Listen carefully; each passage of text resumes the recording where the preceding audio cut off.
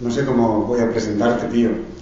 Verdaderamente, siempre que me toca la magnífica y maravillosa tarea de presentar a alguien a quien valoro y estimo especialmente por su perfil, por su talla humana y profesional, pues me pongo en una encrucijada porque no sé muy bien por dónde empezar y qué es lo que destacar de su biografía.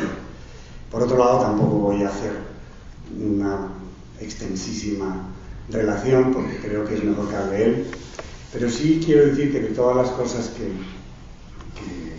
me llaman la atención de Pío es la cualidad de hombre puente. Yo creo que esta idea del chacarruna es lo que para mí más caracteriza el perfil de nuestro invitado de hoy. ¿Y por qué es hombre puente? Pío nació en Paucartambo, a aproximadamente unos 100 kilómetros de Cuzco, de madre croata, de padre croata y de madre nativa, y de alguna manera yo creo que puedo decir que estaba llamado ya a tener esa cualidad de puente, o a poder estar llamado a establecer relaciones entre ámbitos que parecen muy distintos y que luego a lo mejor descubrimos que no lo son tanto. Su formación es de psicólogo clínico, se gradúa en el año 1980 en la Universidad de La Plata, la Universidad Nacional de La Plata en Buenos Aires. Después hace también psicoterapeuta psicoanalítico en el año 83, abre su consulta particular. Pero es más tarde, hacia finales de los 80, cuando Pío Vucetich de alguna forma se siente atraído por un mundo que siempre había compartido, entiendo, desde su nacimiento, porque habla el español y el quechua igualmente y está educado en esas dos tradiciones, pero empieza a sentir que hay un terreno que quiere explorar más, que es el de las raíces ancestrales, del chamanismo. Se forma en la tradición del río Uyacali primero, con los maestros indígenas shipibos también, con los maestros lamistas, y también toma después la tradición del río de San Antonio de Cumbaza, con también maestros indígenas lamas. Es decir, que desde 1993 podemos decir que el trabajo de Pío es un trabajo que integra todo esto que acabo de decir, de alguna forma, o que aspira a integrarlo en una búsqueda que no se cierra. Por eso, para mí, esa cualidad de hombre puente es lo que primero me destacó, y por eso he querido empezar por ahí. Su nombre chamánico es, para los que no lo sepáis, Soy, es decir, el que hace amanecer. ¿Y qué más puedo decir ya antes de despedirme? Que lleva dos proyectos muy importantes adelante, aparte de que muere por su propia profesión de terapeuta y de chamán, que es el proyecto de conservación de la selva y de la medicina tradicional amazónica, Sachacuente, y también el proyecto en el que está embarcado de construir la casa de terapias, el centro Cuichihuasi de medicina ancestral. Yo creo que voy a quedarme aquí porque pienso que las personalidades que en este mundo están llamadas a poner en contacto ámbitos tan distintos, personas tan diferentes, y que son capaces de hacerlo, pues siempre merecen ser escuchadas, y ser escuchadas lo mejor posible. Pío, esta es tu casa y te doy la palabra. Gracias. Bienvenido.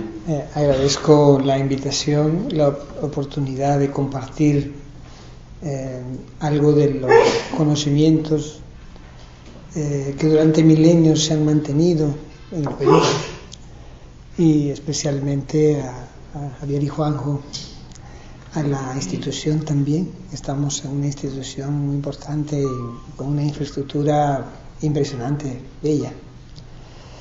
Y por el significado también, ¿no? De alguna manera, siempre durante los siglos ha sido en un sentido, ¿no? Digamos, de la cultura europea hacia América, ¿no? La posibilidad de que haya una corriente, ¿no?, al revés, ¿no? Que digamos haya una escucha desde Europa a América es algo no muy antiguo, es algo nuevo en realidad, ¿no? Y uno de los problemas que Juanjo expresaba es la diferencia, ¿no? Lo que ha sido más difícil en la etapa de la conquista ha sido que no podían entender desde Europa hacia lo que es la cultura milenaria de América, ¿no? Y esa incomprensión ha generado traumas tremendos, ¿no? De alguna manera, en mi caso, como la mayor parte de los peruanos de hoy en día, tenemos esas dos fuentes, tanto genéticas como culturales, espirituales. Y lo que ha ocurrido en el Perú es que es una cultura abierta, siempre lo ha sido, una cultura abierta que revisaba lo suyo y ampliaba con lo nuevo. Entonces esa tendencia histórica ha continuado. Entonces hemos logrado rescatar lo mejor de ambas tradiciones, y esto también ha facilitado que todo el modelo ancestral se pueda mantener, ¿no? Entonces, en este caso, el hecho de pertenecer a estos dos linajes, a estas dos tradiciones, es una ventaja que yo veo que es, porque de alguna manera es muy difícil entender a los maestros indígenas, porque hay tradiciones que no son muy compatibles con la exposición, ¿no? Yo siempre digo que los maestros indígenas son muy parecidos a los maestros del budismo Zen, es decir, nunca dicen una respuesta. Cuando tú preguntas, a veces la respuesta es una carcajada, en el mejor de los casos, pero a veces ni te responden, y algunas veces te dicen cosas que no entiendes, no te dan ninguna explicación, pero de alguna manera la tradición consiste no en que te dé el otro la respuesta, sino en que te den herramientas para que tú las encuentres, ¿no? Entonces, por ese motivo, por ejemplo, es complicado aprender, porque sobre todo para una persona de otra cultura. Ese es el motivo, por ejemplo, por el cual hay muchas publicaciones de antropología y todo que son un chiste, ¿no? Yo he visto maestros 20 años después de que le han hecho las entrevistas a antropólogos importantísimos, ¿no? Todavía se siguen riendo de las cosas absurdas que les preguntaban y las cosas absurdas que ellos respondían. Y esto está en los libros de antropología, ¿no? Entonces hay como una dificultad, incluso para los propios antropólogos, para poder acceder al conocimiento, ¿no? Y además porque el principio de poder sobrevivir a los siglos ha sido el silencio, ¿no? El parecer que no sabe nada la persona. Tú ves, es un indiecito ahí, agachadito, un rinconcito, tú no te imaginas. Y esa ha sido un poco la estrategia de poder mantener estas tradiciones. Entonces esto hace dificultoso. Y en el caso mío, el pertenecer a las dos es una ventaja, la verdad, que yo con el tiempo agradezco más, ¿no? Pero también tiene que ver con el futuro, ¿no? Con el hecho de que hasta culturas que han sido muy difíciles de integrar, esa dificultad ha estado más en la forma, en la dificultad de entenderse, que en la realidad, ¿no? Y este es el caso de las dos tradiciones. La exposición tiene que ver con la psicología y la medicina andino-amazónica del Perú, ¿no? En la cual, en mi caso, por ejemplo, yo he nacido en una zona de tradición chamánica tanto amazónica como andina, porque el lugar donde he nacido es una provincia andino-amazónica que tiene la tradición descendiente de las culturas de los incas y también de las naciones amazónicas, ¿no? A la vez. Entonces, de alguna manera, para mí ha sido como muy familiar, ¿no? Por la vía materna, desde muy pequeño, tener acceso a estos tratamientos ancestrales, ¿no?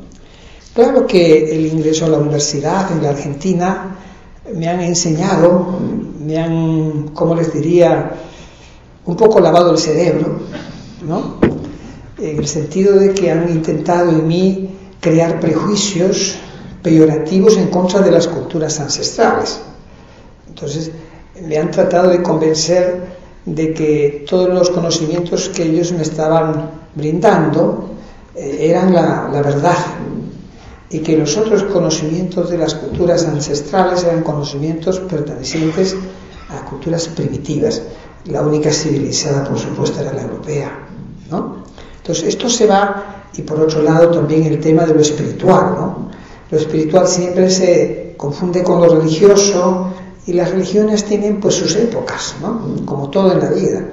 Entonces, el antagonismo frente a lo espiritual y todo esto.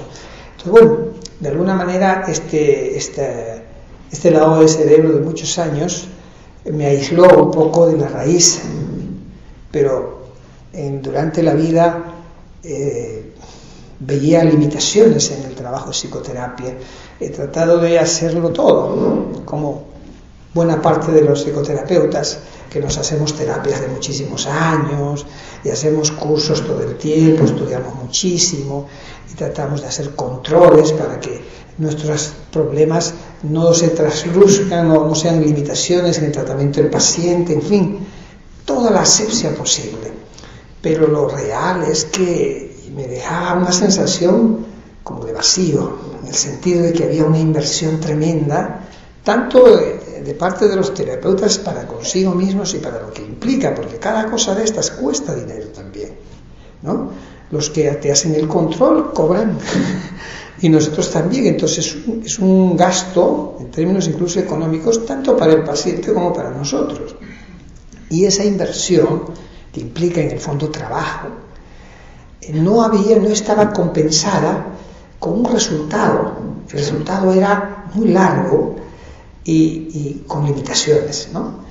Claro, yo nunca he renegado de esta profesión, ¿no? De la profesión de la psicoterapia. Sí me ha servido y me ha ayudado mucho también, ¿no? Lo que pasa es que al estar castrada de la esencia misma del ser humano, el vacío que sentía durante todos estos procesos no lo podía, o sea, lo mantenía en silencio dentro de mí, pero a la vez resonaba, ¿no? Era cada vez más notorio para mí esto. Entonces, de alguna manera, el proceso de que todas el lavado de cerebro que recibí, ¿no? Por supuesto que fue una formación bastante buena en la universidad donde estudié, todo esto estoy agradecido con ello. Me refiero más que nada a la parte prejuiciosa del lavado de cerebro, que te dicen, bueno, son culturas primitivas, esto, otro, y esta sí, esta es la verdad, ¿no? Esto de alguna manera con el tiempo se fue cayendo y pues tuvo por su propio peso que empezar a revisar, a recuperar lo antiguo, sin una intención racional fue solamente un proceso natural. Entonces, la realidad es que, por ejemplo, mi trabajo como psicoterapeuta y mi trabajo personal con la medicina ancestral andino-amazónica era paralelo, ¿no? Entonces, en la realidad no veía ningún tipo de conflicto, más bien una complementación increíble entre las dos tradiciones. El problema era cómo traducir esta ausencia de conflicto en términos racionales. Eso es lo que me costó más tiempo.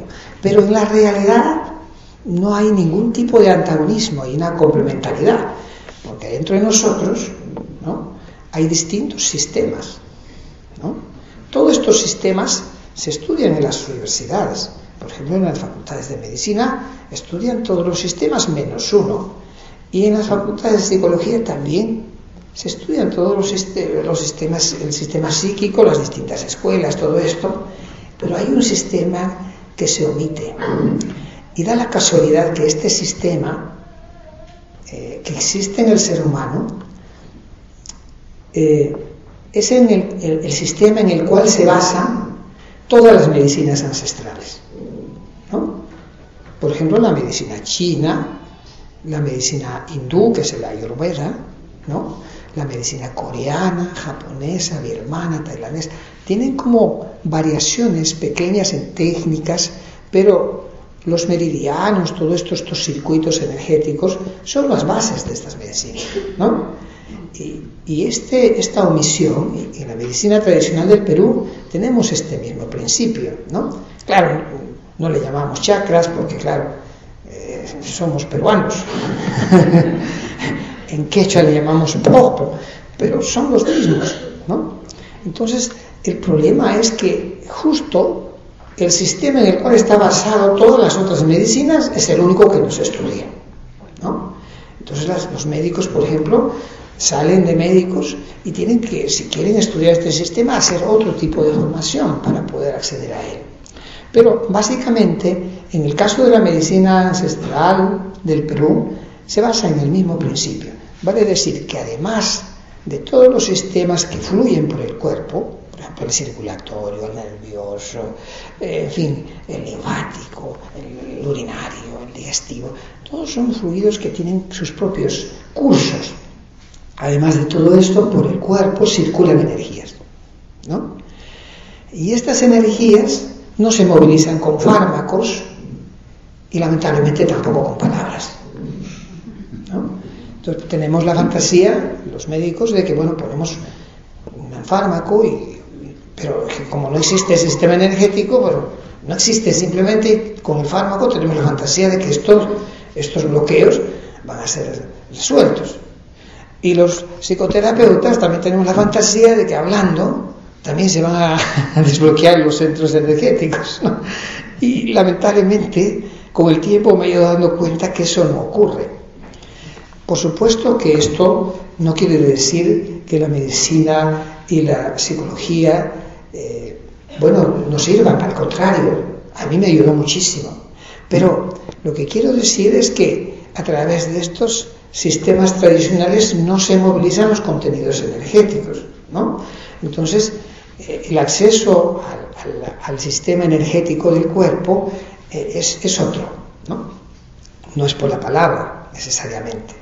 En el caso de la medicina ancestral del Perú, definitivamente que no. Pero de todas formas, ese es el problema del desencuentro, ¿no? Es decir, no existe la energía, no hay centros energéticos, no hay circulación, nada. Entonces, esto es algo marginal. Y sobre todo en el caso de la psicología es terrible esa ausencia. En el caso de la medicina hay todavía algunos enfoques. Está la medicina tradicional china, por ejemplo, pero también hay una escuela de medicina bioenergética, etcétera, que ya va acercándose a esto, ¿no? Pero en el caso de la psicología todavía estamos lejos y este es un problema, una limitación seria, ¿no? Entonces, de alguna manera, el tema de la no contradicción entre estas dos tradiciones está basado en eso, ¿no? Por un lado se habla y por el otro lado están porque claro, los bloqueos energéticos producen desórdenes en la circulación de las energías por el cuerpo, los circuitos de circulación de energía, y esto produce como sobrecalentamientos en ciertas áreas y en otras áreas carencia de energía. En términos psicológicos, por ejemplo, yo me acuerdo que en la formación de psicoanálisis Freud hablaba de la energía y todo esto, pero es algo que después lo dejó y entró con otro tipo de revisión de su proceso, ¿no? Y lo real es que, por ejemplo, existe la energía de las emociones, y esta energía no está en la cabeza, por lo general está del cuello para abajo, ¿no? Claro, han habido acercamientos a esto, ¿no? En el sentido, por ejemplo, la Gestalt ha bajado un poco más al cuerpo, la biodanza también, hay varias escuelas que están intentando bajar más, pero el problema es que los centros energéticos más importantes no están en los brazos y las piernas, pegándole a un cojín o haciendo un movimiento de danza. No necesariamente vas a movilizar estos centros. O sea, los centros donde están los bloqueos emocionales están en el cuerpo, en las vísceras, más que en las extremidades. Entonces, de alguna manera, es un intento de ir acercándonos poco a poco a este nivel, ¿no? Pero, de alguna manera, eso es lo que está ocurriendo con la psicología. Pero, ¿qué pasa con la medicina ancestral? Esto es su base. tiene miles de años trabajando en esto.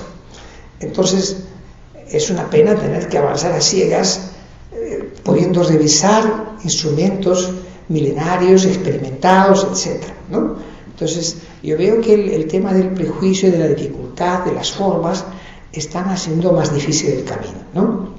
De todas maneras, por ejemplo, hay algunas cosas en común, ¿no? Pero hay algunos aspectos que son más bien complementarios, ¿no? Porque la psicología no toca ciertos aspectos del ser humano por sus mismos orígenes. De todas maneras, voy a ir desarrollando un poco, haciendo una comparación y un paralelismo entre las dos, ¿no?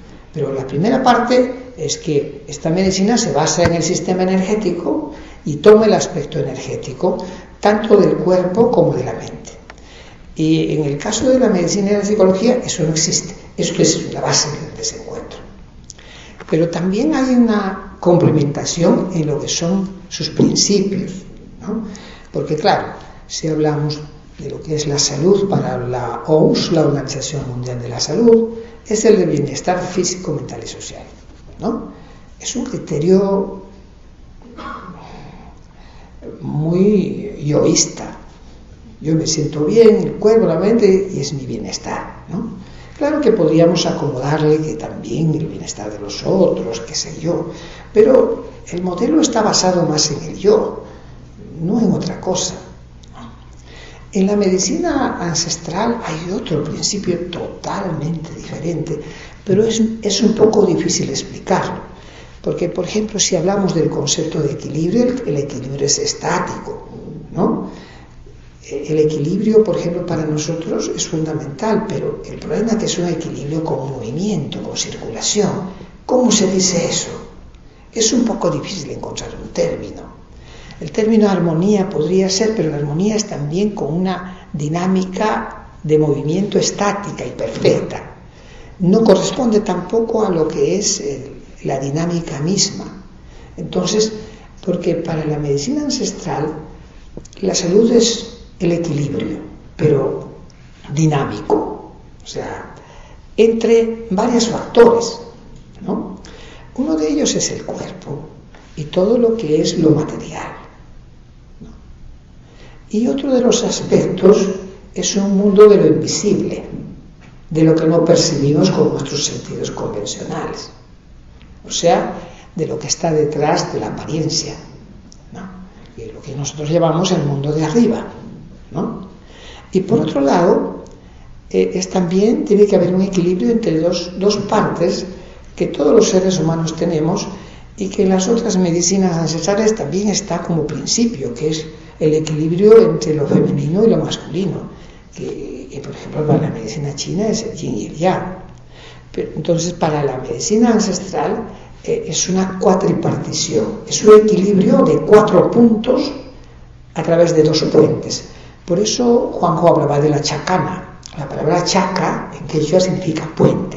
Entonces la chacana son 2 puentes, ¿no? Es como una cruz cuadrada que tiene estos 4 aspectos, ¿no? Entonces, digamos, comparando ambos, podríamos decir que el concepto de salud de la medicina ancestral del Perú, por lo menos hasta donde yo entiendo, es muchísimo más evolucionado que el concepto de salud de la OMS, que es un concepto más personal, ¿no? Entonces, para nosotros, cuando la persona integra estos 4 puntos de la vida, lo que ocurre es que se integra el mundo interior con el mundo externo, ¿no?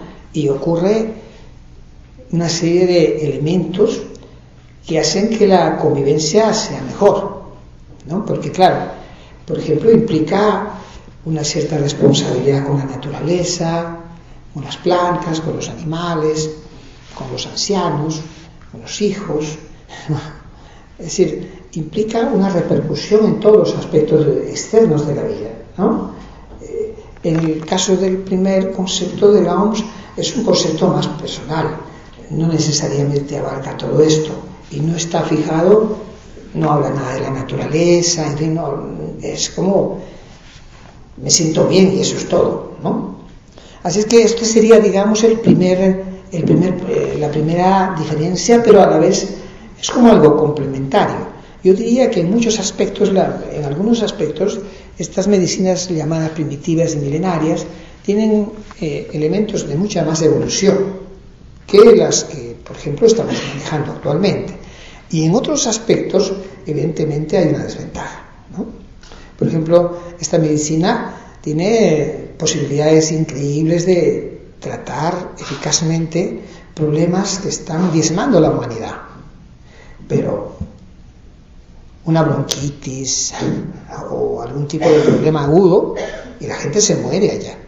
O sea que hay elementos de la medicina convencional que son fundamentales también y en realidad son tradiciones con posibilidades de integración.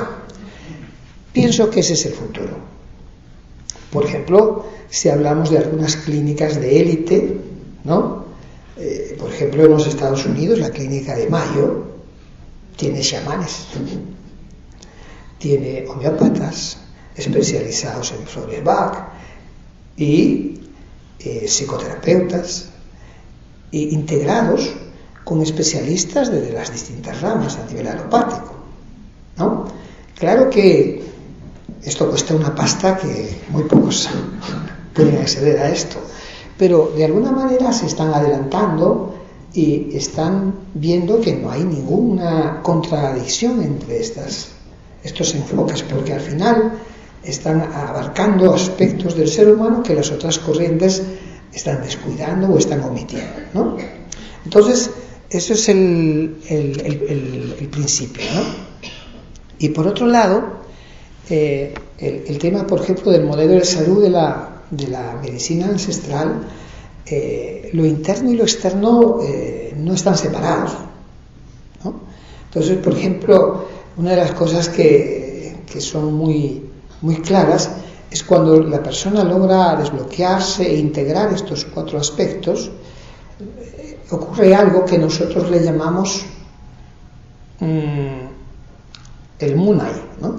Es decir, que la energía va fluyendo, ¿no es esto? O sea, porque ya no está interrumpido y al ir fluyendo se rompe esa dicotomía que hay entre lo interno y lo externo. Entonces la persona comienza a tener experiencias externas compatibles con el cambio interior. Este concepto, por ejemplo, lo trabajó un poco Jung y ha quedado un poco en el olvido, pero posiblemente está más relacionado a esto que se llama la sincronía, ¿no? Entonces, este hecho, por ejemplo, fue la base de la civilización antigua en Perú y una buena parte de América. Se llama el principio de Laini. El principio de Laini es el principio de la reciprocidad, o sea que la energía cuando circula sale para afuera y regresa, ¿no? Como que la circularidad de la energía, ¿no?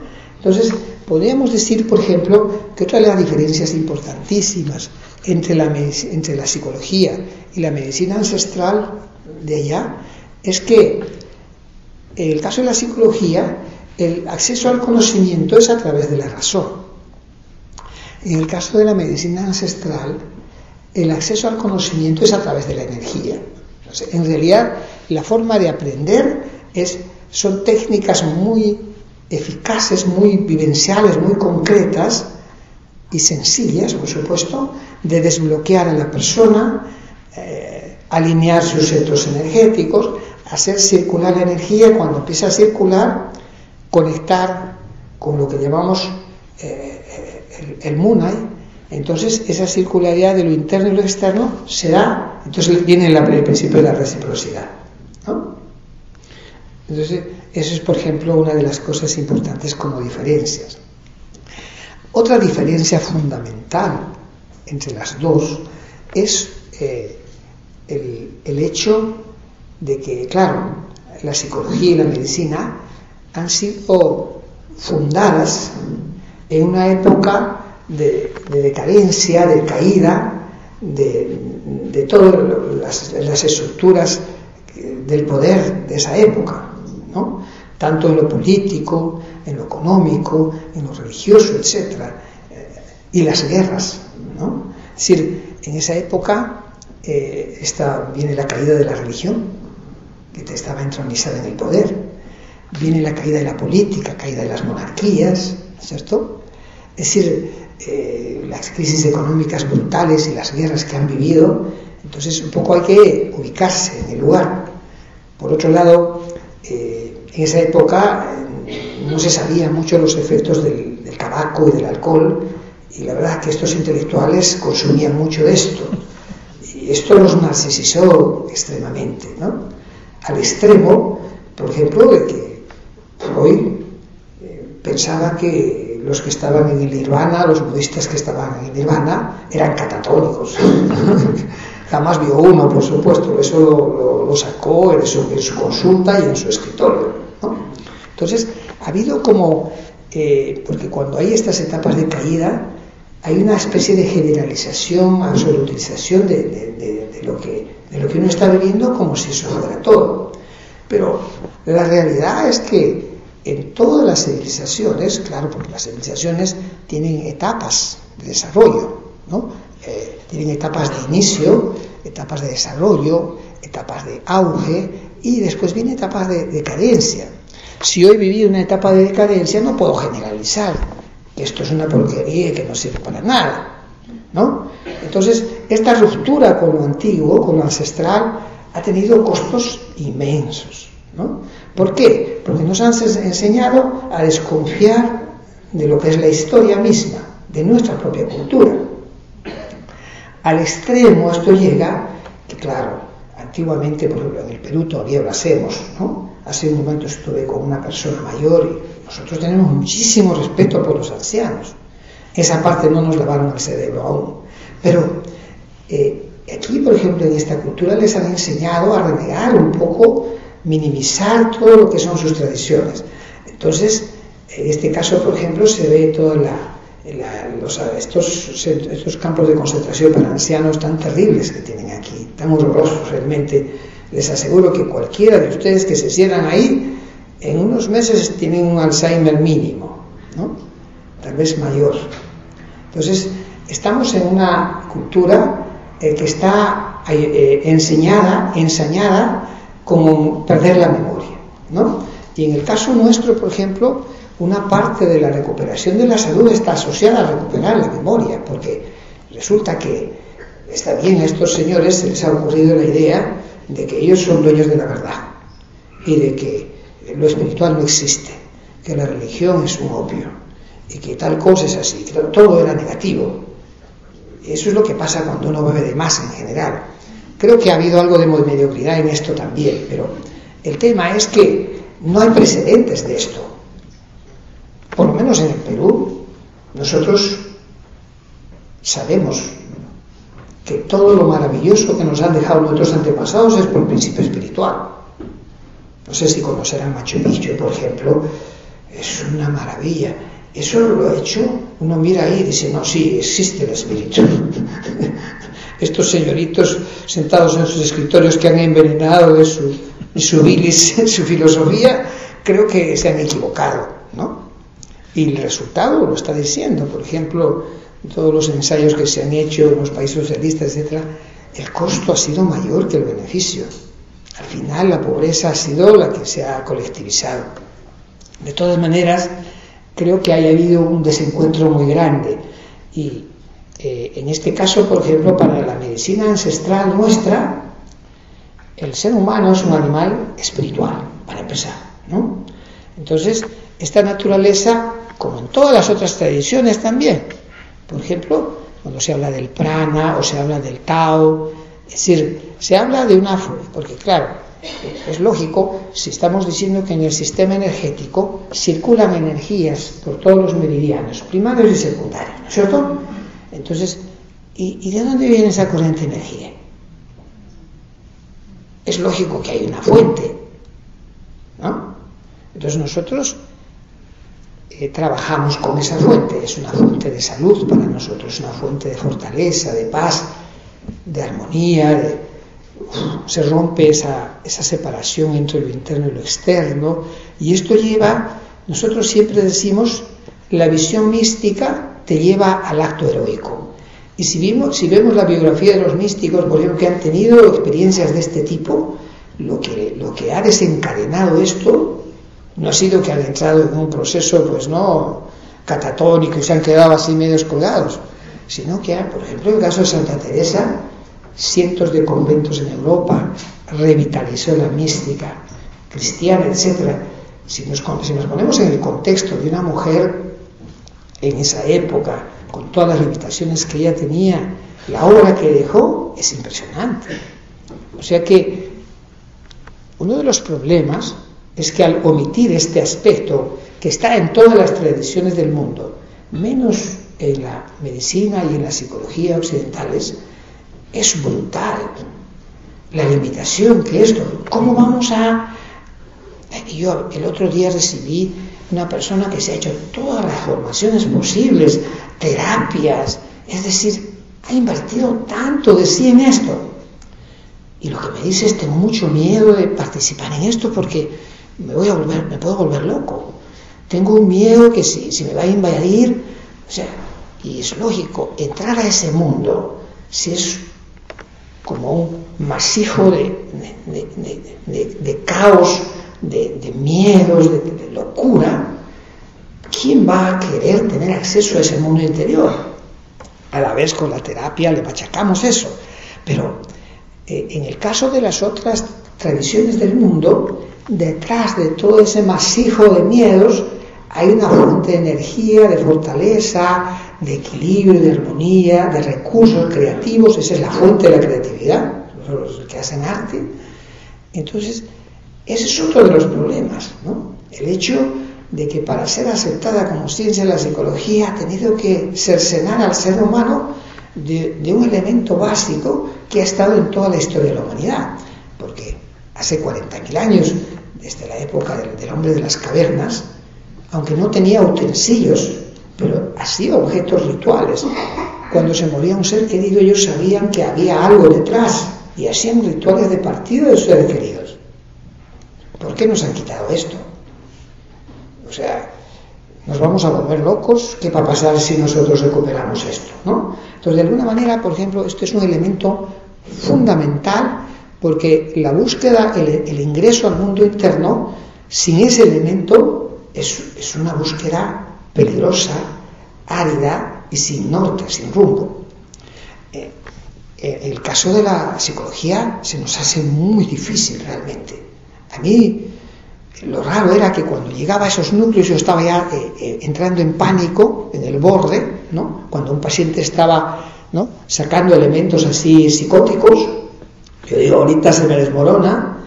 Y muchos de los casos que tenía en esas épocas entraban al borde y después, ¡pum!, entraban con un elemento de fuerza, de paz. Y yo tenía una vida paralela. En esa época tenía una vida espiritual y te hacía todas las formaciones y todo esto. Y yo me daba cuenta, pero ¿cómo? Mis miedos eran desenmascarados, ¿sabes? Porque eran falsos, ¿sabes? Entonces, de alguna manera, es otro de los elementos fundamentales de diferencia, ¿no? Que en la psicología estamos haciendo un trabajo muy difícil, con una inversión inmensa, y no tenemos un norte porque no existe lo que...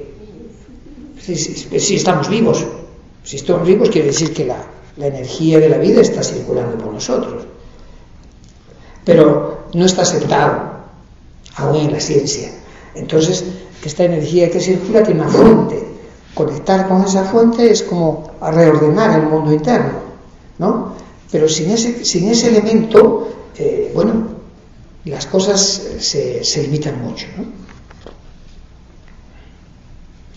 Ahora, otra de las diferencias importantes, pero que son complementarias en este caso, es el tema de todo lo que es la evolución emocional del ser humano y los cortes que se tienen en esta evolución, ¿no? Estoy hablando, por ejemplo, de lo que llamamos los traumas, que son acontecimientos externos que interrumpen el curso evolutivo normal de las emociones y fijan a la persona en emociones y en situaciones traumáticas, ¿no? Entonces, desde la psicoterapia nosotros tenemos distintos enfoques y técnicas para ayudar a la persona a recuperarse de esos acontecimientos traumáticos, ¿no? Entonces, en este caso, por ejemplo, a mí me enseñaron, era como un abracadabra de las brujas de antes, ¿no? Como la varita mágica. Si la persona ha llegado a sus núcleos traumáticos, entonces abracadabra. Desapareció el daño sufrido. Pero, lamentablemente, en mi trabajo cotidiano eso no ocurría. La verdad que me sentía un poco engañando. En lo profundo de mí me sentía engañando al paciente, porque llegábamos a ese núcleo y yo trataba de convencerle de que eso era todo, pero yo veía que a la vez la persona seguía repitiendo modelos. O sea que el tema del daño sufrido no había sido del todo levantado. Y eso es algo que en el caso mío, por ejemplo, como paciente, también he sufrido este tema, ¿no? He llegado supuestamente a esos puntos, y la realidad es que cuando yo entré como paciente de los maestros indios, de los médicos indios, que se supone que son primitivos, etcétera, la cantidad de miedos que yo vi dentro mío fue brutal. Dije, ¿y qué he hecho durante tantos años si he estado tratando de trabajar estas cosas? Y con el tiempo, por supuesto que no he llegado a un desmerecimiento de todos los procesos terapéuticos que hice. No creo que es antagonizarse, ¿no? Sino que a través de los sistemas convencionales no se desbloquean los núcleos energéticos. Esa es una de las limitaciones, ¿no? Entonces, por ejemplo, en este caso, desde la energía, ¿no? Desde la energía, por ejemplo, vamos a poner el ejemplo de lo que es una situación traumática que ingresa en el paciente y que parasita determinado núcleo por donde circula la energía, ¿no? Entonces, estamos hablando de un principio de la que la energía no tiene los mismos principios de la física convencional. Es decir, es algo que puede trasladarse de un lugar a otro, pero no tiene cables, como por ejemplo la electricidad. Entonces, ¿qué pasa? Por ejemplo, vamos a suponer, desde un punto de vista energético, el abuso sexual de un niño. El abuso sexual de un niño lo vemos como un proceso en el cual la energía del abusador entra en la víctima y lo bloquea el sistema en determinada área o chakra, que dicen los hindúes. Pero digo chakra, no cuerpo, porque es un término poco conocido. Entonces, esta energía parasitaria se parasita y queda bloqueada en la persona, y lo que produce es una fragmentación de la relación de la persona consigo misma, ¿no?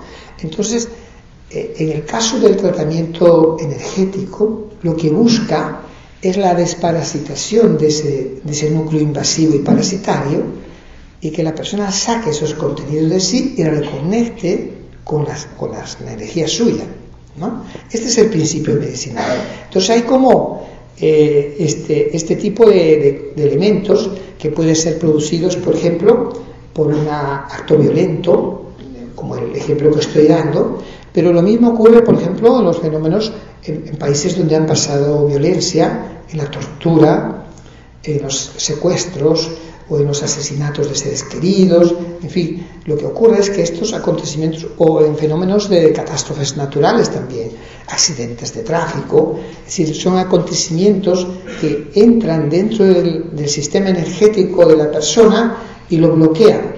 Entonces, el principio de este tratamiento energético es quitar esa energía invasiva y para que está parasitando el sistema, y hacer circularla y que la persona reconecte con la suya.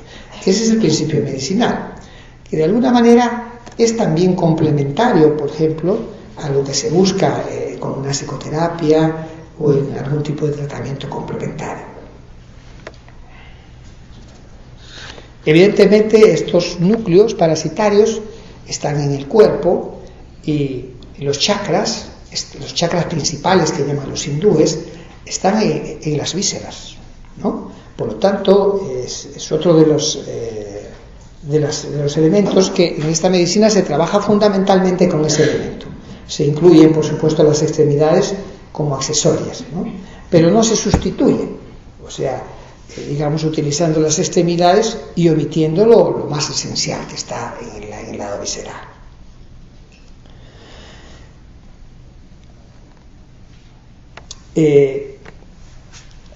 me gustaría hacer una pequeña introducción de lo que implica la medicina ancestral, la medicina andino-amazónica.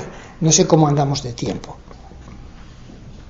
Yo creo que sí, puedes hacerlas. Ya, me alegra. Entonces, aquí, por ejemplo, en la medicina ancestral no es como en el caso de la medicina convencional y la psicología. Es decir, donde el ser humano está como parcelado. El enfoque medicinal nuestro es un enfoque que abarca toda la vida de la persona, no solamente el cuerpo, las emociones, sino también las relaciones de la persona con los demás y también en su relación con la naturaleza.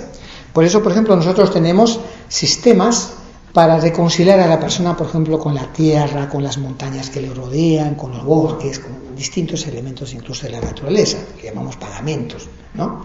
Pero la función de esto es reconectar a la persona consigo misma y por lo tanto con todo su entorno. Por lo tanto, en el modelo de esta medicina, por ejemplo, en la medicina andino-amazónica está el principio del equilibrio dinámico y no de un ritmo homogéneo, sino variable, ¿no? Pero hay movimiento. Entonces, en este principio, por ejemplo, se utilizan algunas plantas que son plantas del protocolo, en realidad, ¿no? Por ejemplo, en el caso de esta medicina, tiene miles de plantas para distintos tipos de temas. Muchas de ellas para temas más emocionales, muchas, ¿no? Pero también para temas más situacionales. Pero básicamente, por ejemplo, se utilizan algunas plantas que son las plantas del protocolo de esta medicina, ¿no? Una de las plantas se llama la ayahuasca. Es una planta que se utiliza en el protocolo porque se utiliza para diagnosticar. Es decir, es una planta que es lo opuesto a un narcótico y de alguna manera lo que produce es que la persona recupera la sensibilidad, las sensaciones de su cuerpo y por lo tanto las áreas donde tiene bloqueos o donde tiene algún tipo de problema o enfermedad son resaltadas, ¿no? Entonces, por ejemplo, cuando uno en el uso medicinal lo que se hace es participar en una ceremonia de diagnóstico y en ella hay temas físicos que puede tener la persona que en algunos casos no tiene idea que los tiene, pero cuando participa en la ceremonia medicinal comienza a tener molestias en las áreas del cuerpo que no están bien, ¿no? Ese es el principio medicinal, ¿no? Como diagnóstico.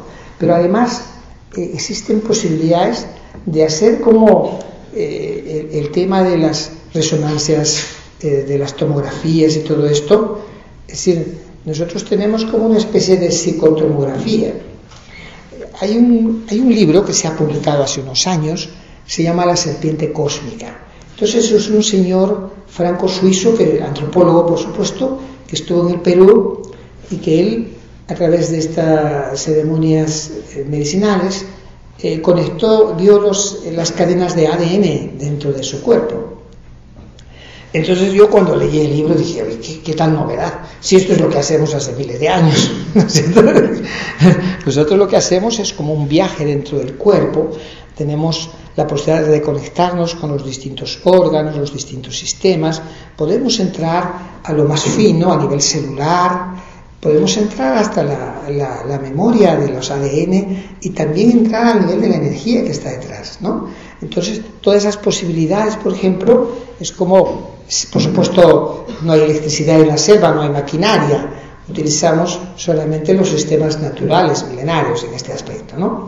Pero es algo, por ejemplo, que para nosotros es como una cosa elemental, nosotros trabajamos con ello, pero claro, en este medio es algo desconocido, por eso este texto tuvo una repercusión, ¿no? Porque dijo, oye, estos primitivos realmente tienen acceso al ADN, ¿cómo es eso, no? Pero de alguna manera el tema de la reconexión con el cuerpo en el diagnóstico es muy fundamental. Otra diferencia importantísima aquí es los modelos de diagnóstico. Es decir, nuestros modelos, tanto de la psicología como de la medicina, son modelos comparativos y de corte transversal, ¿no? Es decir, hacemos un corte de aquí y ahora y buscamos los síntomas y agrupamos por síntomas a la gente y le ponemos un nombre y lo colgamos en un fichero, ¿no? Y después decimos, este tipo de casos vamos a hacer esto con este, ¿no? Entonces, para nosotros eso no es un diagnóstico, ¿no? Sino más bien es escaparse de él, ¿no? Por supuesto que sirve este diagnóstico también, pero el diagnóstico de la medicina ancestral es un diagnóstico que nosotros lo podríamos traducir como el rastreo. El rastreo es un proceso en el cual uno va siguiendo la corriente de todo lo que el paciente expresa como síntomas y va llegando a descubrir acontecimientos, desajustes, desórdenes que son únicos. O sea, jamás se nos ocurre agrupar a las personas por síntomas, sino más bien de ver el origen de sus propios bloqueos. Es decir, no para racionalizarlos, sino para destaparlos. Porque como es energético, la racionalización no desbloquea los núcleos energéticos. Pero los núcleos energéticos, como son desbloqueados, modifican el pensamiento, ¿no? Es una lástima. Para mí la vida se me hubiese hecho mucho más simple si es que pensando, llegando a los núcleos, etcétera, estos desaparecieran. Pero lamentablemente, por lo menos en mi caso, no ocurría. Tal vez por limitaciones mías, pero eso es lo real que me pasaba. Entonces lo que nosotros hacemos simplemente son sistemas de destapar, de hacer circular, de alinear, y ese es el principio de la recuperación de la persona, ¿no? Pero de todas formas, en este caso, por ejemplo, a través del enfoque energético, uno tiene acceso y no hay esa diferenciación, esa separación de la persona en partes, ¿no? Por ejemplo, hace 2 días vi una persona que desarrollaba una tendencia a los miomas permanentes y entrando a hacer como esa especie de resonancia, podríamos llamarle como una psicoresonancia, al entrar al área de los miomas, vio las coloraciones, todo esto de los tejidos, y pudo ver detrás de ellos con qué parte de su existencia estaban asociadas estas formaciones, ¿no? Que en este caso habían acontecimientos dramáticos, ¿no? Entonces, de alguna manera, nosotros por el cuerpo entramos a la mente y entramos incluso mucho más adentro, ¿no? Entonces, básicamente, eso es, por ejemplo, el primer uso medicinal, para diagnosticar, para reconectar a la persona y poder hacer como una cierta, ¿cómo les diría?, investigación, podría decirse, como rastreo de su drama personal, claro, pero no a través de la razón, sino a través del circuito de energía interrumpido y de su desbloqueo. Igualmente, por ejemplo, utilizamos, porque estamos entrando ya al terreno de la psicosomática y por lo tanto también de la psicología, ¿no? Entonces se utiliza, por ejemplo, también, porque si estamos hablando de energía, ¿qué es lo que produce esta planta a nivel energético, ¿no? Yo me acuerdo la primera vez que vine a España, vine a Cataluña y vino una psicóloga que estaba haciendo estudios sobre la ayahuasca. Y finalmente parece que nunca los terminó porque no vi nada que produjo, nada que publicó. Entonces esta persona me decía, esta planta es muy peligrosa. Claro que sí, le dije. ¿Sabes por qué? Me dijo. Dime, le dije. Porque abre todos los chakras, me dijo. Por supuesto, le dije, eso es lo que hace, ¿no? Y claro, eso es lo que hace. Por eso, por ejemplo, el uso no medicinal de la ayahuasca es una farsa, es un engaño increíble, porque la planta no cura, la planta abre los meridianos, los chakras, y al abrir puede darte cierto tipo de posibilidad de conexión, pero absolutamente desordenada, ¿no? Caótica. Y entonces el uso medicinal consiste en todas las técnicas que los médicos ancestrales han desarrollado durante milenios para hacer que este estado de apertura que produce tenga un uso medicinal, ¿no? Entonces, ¿qué hace que esta planta tenga esa posibilidad medicinal? Hace que se aproveche esta apertura que produce para desbloquear, para quitarse estos núcleos parasitarios que están bloqueando el sistema energético y que están influyendo en la calidad de vida física y psicológica y situacional de la persona, ¿no? Entonces, de alguna manera, por ejemplo, en este caso, lo que se hace es un trabajo más siguiendo la línea del trabajo de energías, ¿no? Pero de todas formas, a este nivel, por ejemplo, uno de los motivos, por ejemplo, del riesgo de esta planta es que una señora que estuve en una ocasión en Bélgica me preguntó, una señora mayor me dijo, oiga usted, ¿qué es un chamán? Me dijo. Yo le dije, un chamán es un cirujano de energías, es una persona que se prepara durante muchos años para que este estado de apertura que produce esta planta sea utilizada para desbloquear, para alinear, para circular y para reconectar a la persona consigo misma, ¿no? Entonces, en esta posibilidad de apertura, los chamanes nos formamos, por ejemplo, porque claro, la energía tiene cualidades volátiles, entonces puede salir, puede entrar, puede trasladarse de un lugar al otro, ¿no? No tiene el tema del espacio, ¿no? Que es este nivel físico. Entonces, lo que uno tiene que hacer es que no se pase la energía de un lugar al otro, que esto pues es un riesgo muy grande en caso del uso experimental de la planta o usos recreativos, que es algo totalmente contraindicado, ¿no? ¿Por qué? Porque esta planta, pues nosotros tenemos técnicas para que las energías no se trasladen y además para que cada uno pueda hacer su trabajo personal de viajar dentro de sí y ver sus propios contenidos. Es decir, que la planta no pone contenidos, sino te hace sentir los que ya tienes a nivel físico, pero también a nivel psicológico, porque al abrirte te abre memorias, te reconecta con núcleos parasitarios o traumas, ¿no?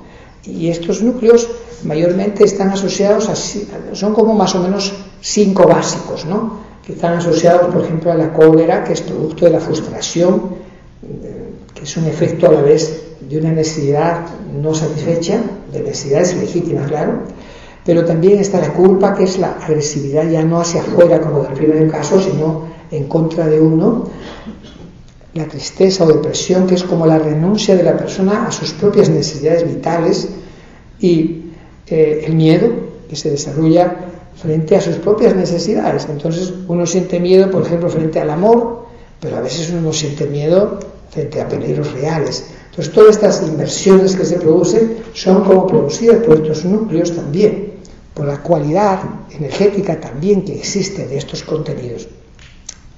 Y el dolor, que es una acumulación de todo esto. Por supuesto que todo esto tiene una correspondencia en los centros energéticos y el trabajo consiste en destapar estos contenidos invasivos, que son agentes que han venido desde afuera y que hay que quitarlos, ¿no? Entonces, en estas ceremonias lo que se hace es eso, ¿no? O sea, que la persona se vaya desbloqueando, destapando, alineando, reconectando, ¿no? Entonces, básicamente es un tipo de trabajo que no implica una investigación racional de uno mismo, que eso tiene un espacio, por ejemplo, en la psicoterapia, sino más bien de un destapar los núcleos energéticos que están bloqueando y parasitando el sistema y de reconectar a la persona con los suyos. Por supuesto que esto tiene repercusiones luego a nivel racional también, pero no durante el proceso porque interfiere, no es el campo de trabajo, ¿no?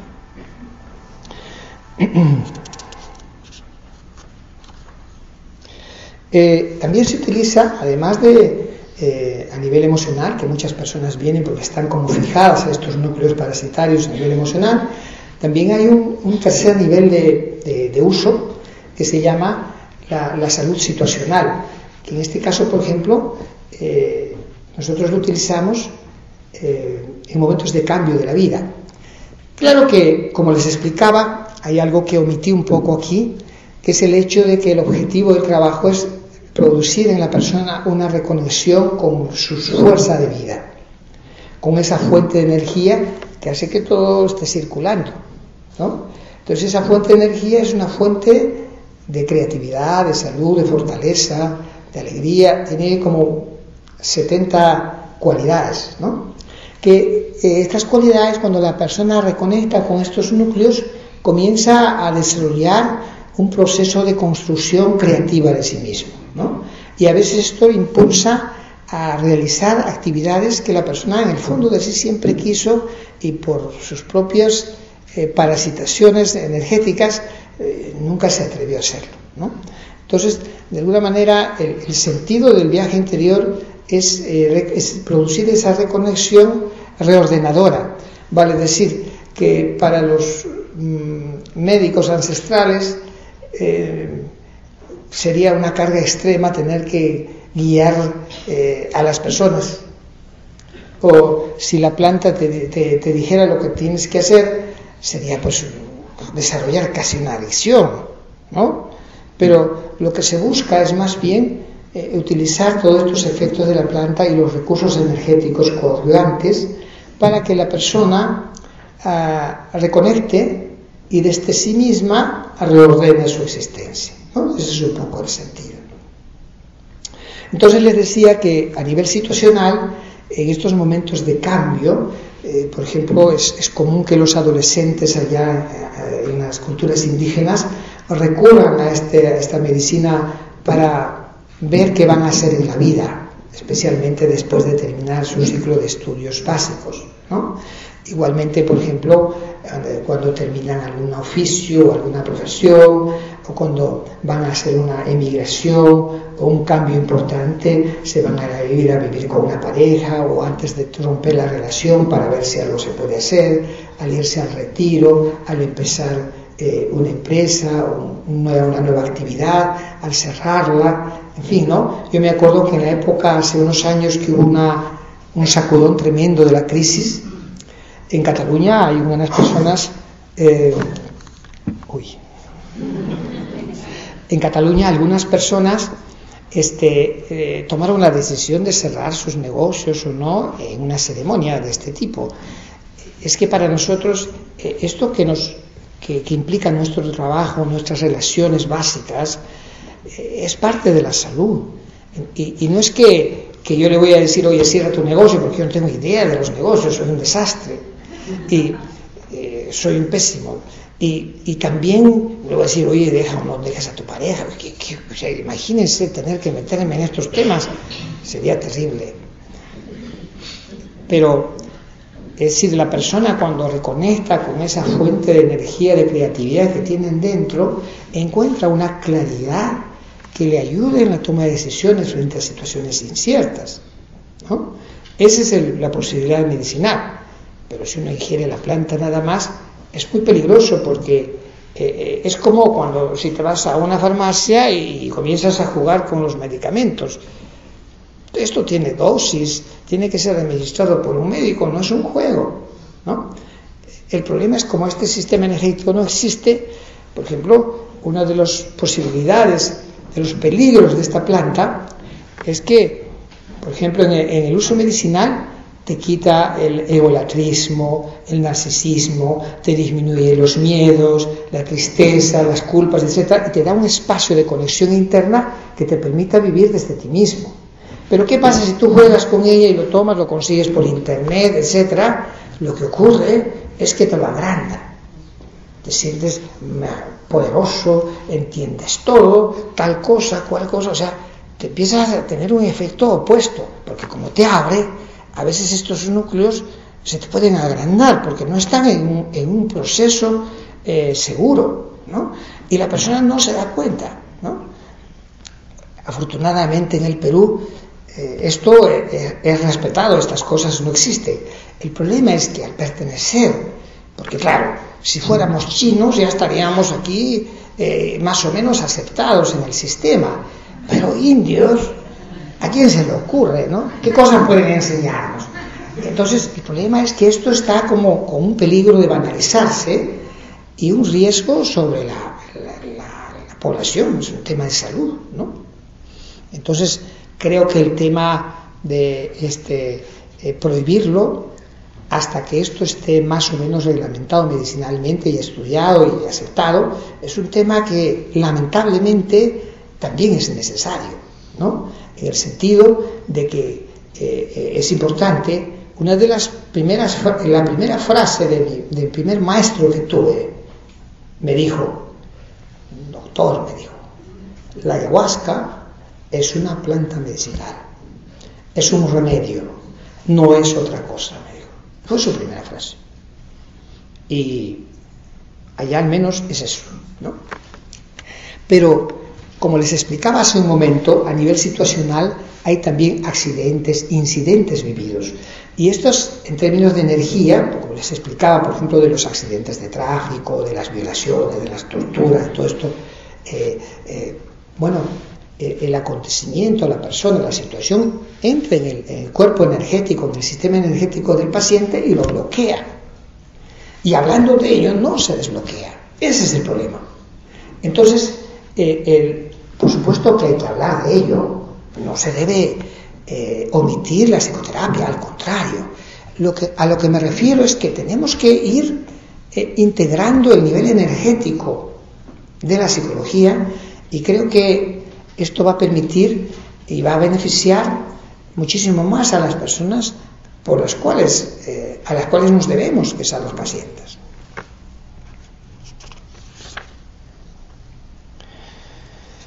Entonces, hay otro capítulo importante antes de dar espacio a las... otra cosa que quería decir antes de entrar en el cuarto uso medicinal es el tema del paralelismo entre lo que son los contenidos visionarios de la persona y lo que son las alucinaciones, ¿no? Es decir, hace poco estuve leyendo el libro de ayahuasca de Claudio Naranjo, y hay una frase que me gustó del texto. Me pareció un poco árido, pero hay una parte, o sea, es que en el caso de la historia de él es un psiquiatra que se acerca un poco a la medicina ancestral. El pertenecer a las dos creo que es una gran ventaja, la verdad. Pero de todas maneras hay una cosa que a mí me gustó mucho de su libro. Y él dice, la verdad, yo he recurrido a esta medicina hace más o menos creo que 30 años. Nunca he tenido una alucinación, y los pacientes que han participado en estas ceremonias medicinales nunca han tenido una alucinación. ¿Por qué le dicen que es una planta alucinógena? La verdad, hasta ahora no sé por qué. Yo sí sé por qué, porque es una medicina de indios. Que si no fuera de indios, que si fuera de chinos, la hubiesen estudiado más, ¿no? Entonces, es el tema. La alucinación es propia de un proceso mórbido, donde la persona está en un estado de involución hacia la psicosis, se rompe el principio de realidad, y los contenidos persecutorios del miedo, por ejemplo, comienzan a generar elucubraciones de tipo paranoide para darle un poco de realidad a ese pánico que el paciente está sintiendo. Y luego, no solamente hay como delirios, sino comienza a haber como alteraciones perceptuales donde sus miedos empieza a percibirlos como si fueran objetos reales. Pero díganme una cosa, cuando dormimos, cuando soñamos, estamos produciendo DMT, estamos alucinando, pero no nos estamos volviendo locos. Por ejemplo, las alucinaciones, entre comillas, de Santa Teresa no la volvieron una persona temerosa, la volvieron en una persona heroica. Sembró de mística en Europa, en la época, en el contexto donde vivió, con las dificultades que tuvo. La visión mística que tuvo un efecto de actos heroicos. Lo que hizo esa mujer es impresionante. Encima, siendo mujer en esa época, imagínense. Es como si una mujer del Islam ahora estuviera haciendo este tipo de cosas. Es algo inconcebible, ¿no? Ella lo hizo. ¿Por qué en el caso de la alucinación la persona se encierra más en sí misma y se psicotiza? Necesita medicación, o sea, necesita apoyo, contención, y también la persona depende del otro. ¿Y por qué en el caso de una visión mística la persona se reconoce con una fuerza que no es vencida con nada y que la lleva a hacer actos realmente increíbles? ¿Por qué no se estudia esto? ¿Por qué se mete todo en el mismo saco? Entonces, el tema de la diferenciación de las visiones. El ayahuasca no es una planta alucinógena. si comparamos las dosis de DMT que tiene, son tan homeopáticas que tendrías que ingerir una botella así para poder equiparar a una de estas dosis de LSD que toman aquí, que es una locura. Todo sintético, por supuesto. El hecho de que al tener alucinaciones cuando dormimos, el cerebro mismo produce la sustancia.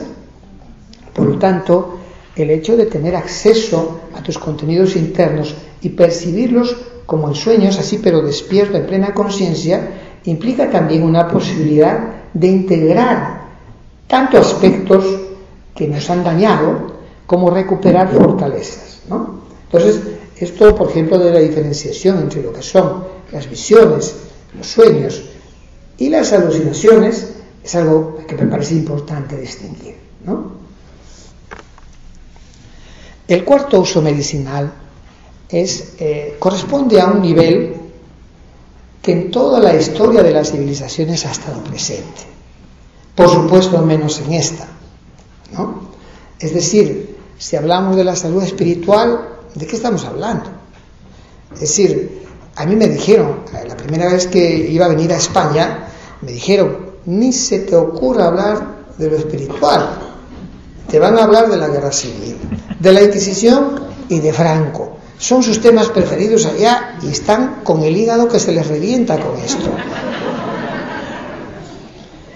Pero lo espiritual no tiene que ver. Es decir, el cristianismo también ha dado grandes aportes a las civilizaciones. Claro que las civilizaciones como nosotros tenemos etapas de decadencia, entonces hay que ubicarnos, ¿no? De todas maneras, nosotros hemos aprendido a recuperar lo mejor de nuestra herencia ancestral. De todas formas, ¿qué pasa cuando una persona tiene crisis espirituales? No tiene atención en el sistema. Los mismos sacerdotes, a veces por lo general, están centrados más en los rituales ancestrales, pero no se han preparado para hacer realmente una orientación espiritual. Muy pocos, lamentablemente muy pocos, pero los hay. No podemos generalizar realmente. Y a veces uno se los encuentra donde uno menos piensa. De todas maneras, el tema de salud espiritual es un tema vital, porque el ser humano es un animal espiritual. La idea de la vida y de la muerte es el principio de todo, ¿no? Es decir, la noción de que después de esto hay, eso es desde la prehistoria. Por lo tanto, en este caso, afortunadamente, no estamos envenenados. La verdad no sé mucho de Franco, de la guerra civil sí he visto algunas películas, me gustaría estudiar un poco más, pero la antes del tiempo me van a disculpar. Pero en el tema de la Inquisición, nosotros un poquito más, pero muy mínimo en relación a lo que han sufrido ustedes. Pero sus místicos han sido también perseguidos. Entonces, ¿por qué se quedan siempre con lo malo? ¿No? Entonces, en este aspecto, por ejemplo, de la recuperación de la salud espiritual, está la reconciliación y la depuración de vuestras tradiciones, ¿no? España es un país maravilloso que tiene tantos recursos espirituales, es increíble. Iglesias, rutas de peregrinación, templos templarios, cátaros, realmente montañas increíbles. Pero la gente se hace budista tibetano, es decir, como si no tuvieran identidad. Entonces el tema de la identidad cultural y espiritual es un proceso de rescatar lo mejor, de reconciliarte con tu pasado. Es una vergüenza, nadie lee a San Juan de la Cruz, el mejor poeta lírico del mundo. Yo no lo digo, lo dicen los literatos. Pero aquí tienen el veneno de quedarse con toda la porquería de su historia.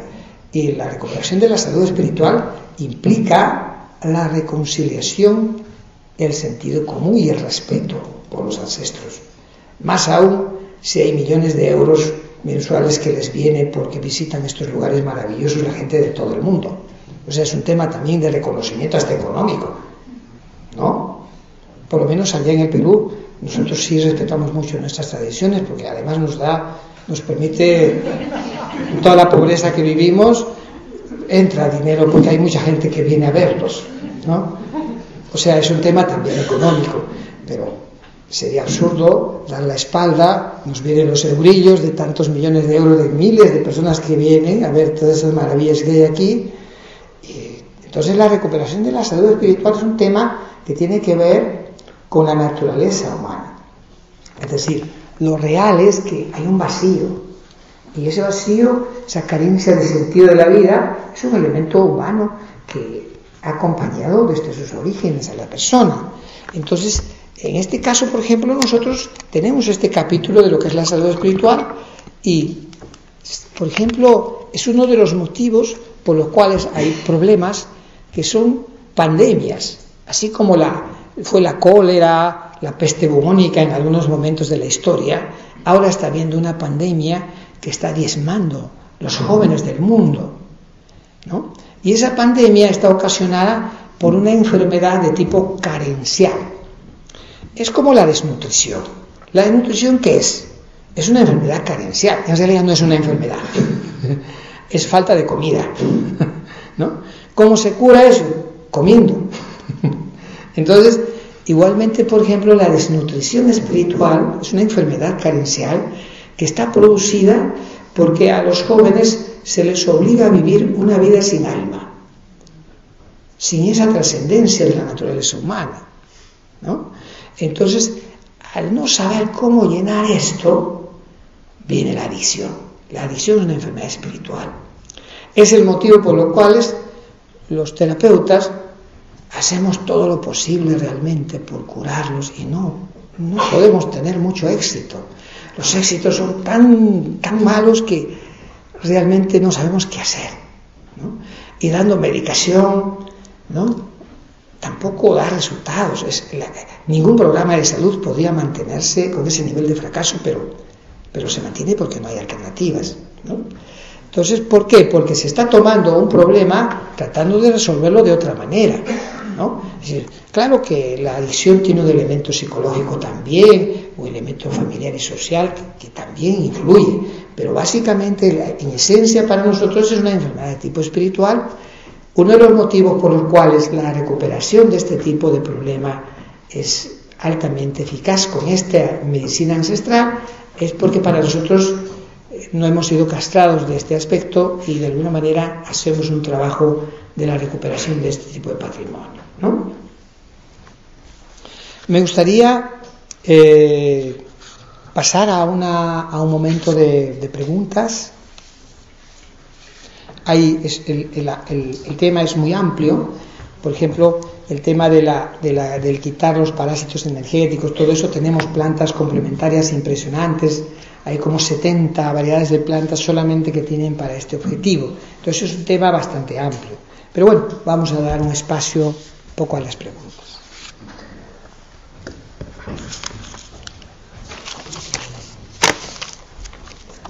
Sí, ahí.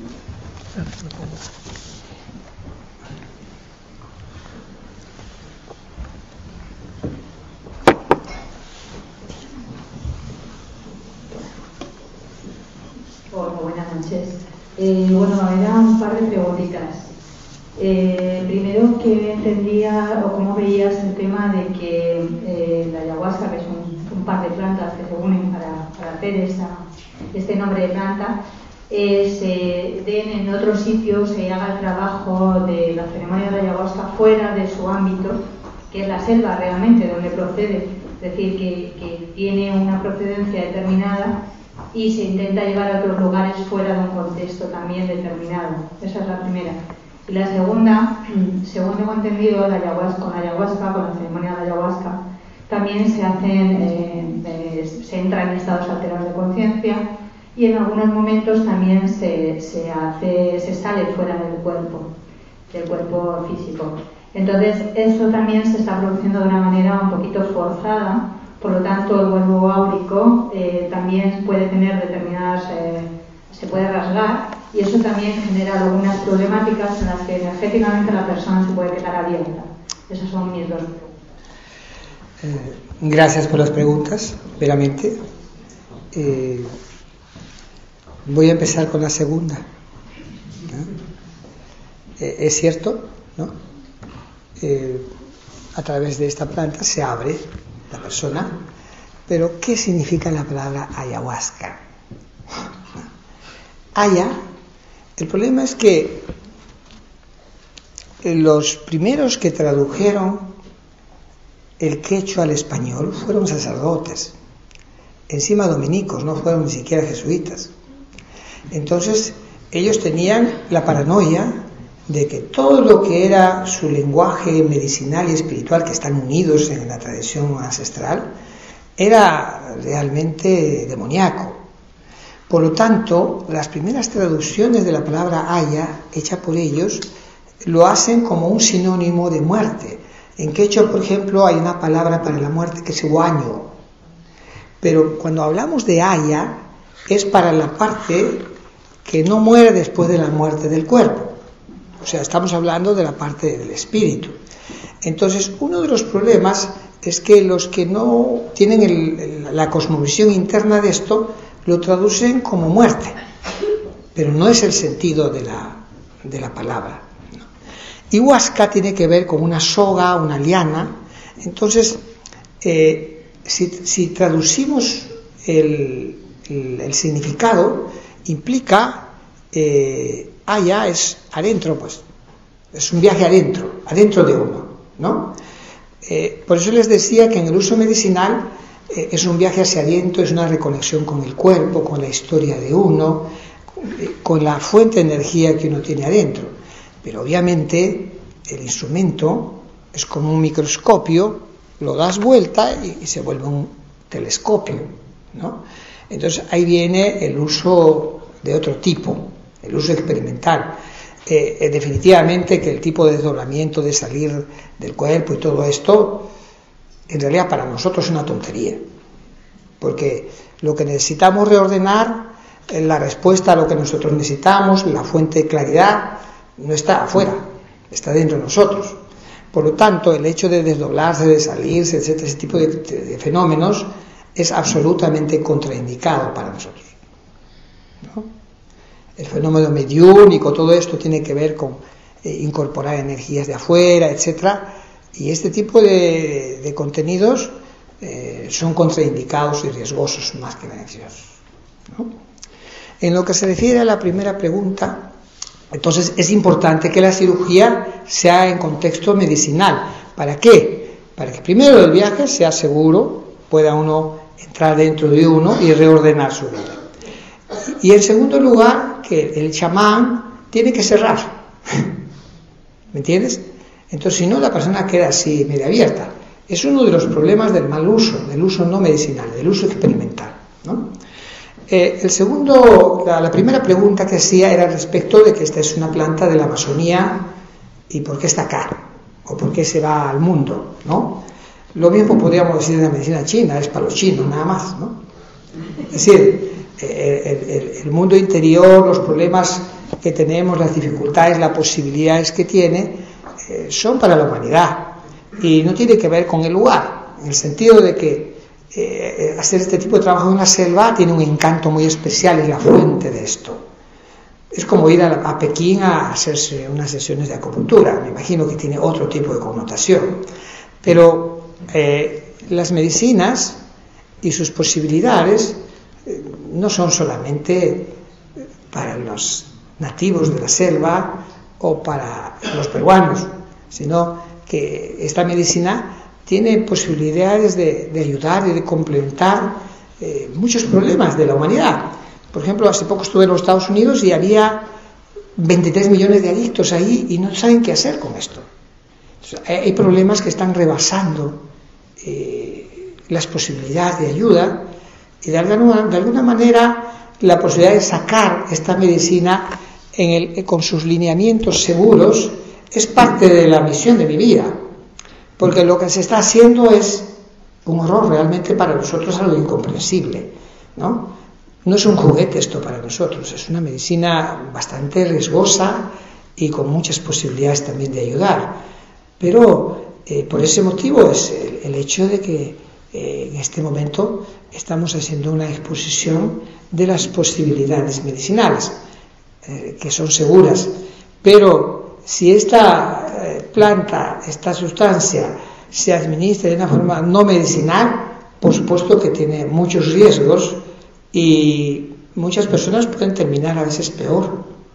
Entonces, una de las cosas que estoy intentando mostrar y defender es decir, no, esto es una medicina, no debe ser usada de otras formas, porque de la manera como se han utilizado los antiguos, de esa manera es segura, ¿no? Eso es lo que intento un poco transmitir, ¿no? Claro, yo diría que ahí lo que hay es un contexto, ¿no? Quería hacer una pregunta, un contexto donde haya una sabiduría que parte de ese contexto. Sabiduría que, por cierto, existía en Europa hace miles de años, en Eleusis, también ha habido chamanes en Europa que luego fueron erradicados. Pero yo creo que el problema, por lo que tú decías, es que hay una especie de asociación idolátrica con la ayahuasca. Entonces, la gente piensa, nos dan ayahuasca y está bien que nos den ayahuasca, sea quien sea que nos da ayahuasca. Claro. Quizás sea este el problema, quiero preguntar. Exactamente, ese es el problema. Entonces, en este caso, por ejemplo, como no hay un control, se abre todo, no se cierra bien y es un rejunte de energías, hay riesgos. Hay personas que pueden terminar mejor, pero es como una ruleta en realidad, ¿no? Entonces, ese es uno de los riesgos que he intentado también transmitir, ¿no?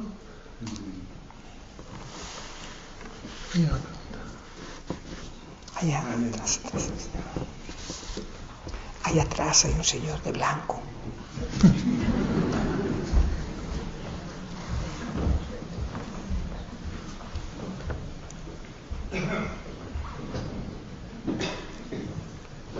Tengo una pregunta con respecto a lo que ha dicho la mujer antes. Si la ayahuasca provoca estados de experiencias por el cuerpo, ¿cómo puede decir usted que es completamente contraindicativo que suceda esto? ¿Cómo se puede controlar este estado? No lo entiendo. O sea que si yo hago un viaje provocado por una sustancia, ya no me puedo controlar, o hay alguien que controle el sistema. Muchas gracias por la pregunta, me parece muy importante. Una de las partes de la respuesta aquí es que esta medicina tiene un protocolo. No se le da a cualquier persona sin una previa evaluación. En esa evaluación previa, en esa entrevista, se le hace como un historial, y en esa parte, en la tradición milenaria, lo que se hace es hacer una evaluación de lo que la persona necesita y de las condiciones en las que está. Se hace una cierta evaluación del estado donde está, etc. Y allí se organiza un poco el trabajo. Uno de los temas más importantes de esta medicina es que la dosis es personal y la dosis está en función del estado que tiene la persona y de sus objetivos. O sea, uno de los problemas brutales aquí es que, por ejemplo, es una medicina, al pertenecer a otra cultura tan lejana a esta, está el tema de la dosis. Los maestros indios no mestizos han tomado este recurso medicinal por muchas generaciones y normalmente toman dosis muy altas. Pero esas dosis, a una persona que no es de esa cultura, es una sobredosis. Eso es en el mejor de los casos. Y luego está el uso experimental, que es brutal. Entonces, ¿qué pasa? Cuando hay una sobredosis, lo que se moviliza es tal cantidad de información y a tal velocidad que no se puede tener el control y el manejo. Pero en el uso medicinal, al estar organizado el trabajo previamente, se le da la dosis adecuada para realizar el trabajo que la persona necesita. Por otro lado, el viaje tiene técnicas, tiene recursos que se le da a la persona antes de participar en una ceremonia, y eso asegura que el viaje sea interior y que el fenómeno de desdoblamiento es un fenómeno más bien propio del descontrol y de la sobredosis de un mal uso, porque la sobredosis te moviliza tal cantidad de información y a tal velocidad que es imposible hacer el trabajo integrativo, ¿no? Lo cual es absolutamente improductivo en términos medicinales. Vale decir, teniendo en cuenta estas dos condiciones, el viaje es bastante seguro y es hacia adentro, Y lo que uno va a encontrar son sus propias dificultades y sus propios recursos para superar esas dificultades, ¿no? Una de las cosas más importantes en la formación del médico ancestral es el calibrar la dosis personal. Pero es una de las pocas cosas en las cuales el médico tiene el poder.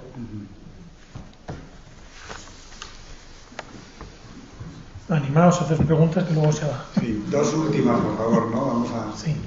a ir cerrando un poco.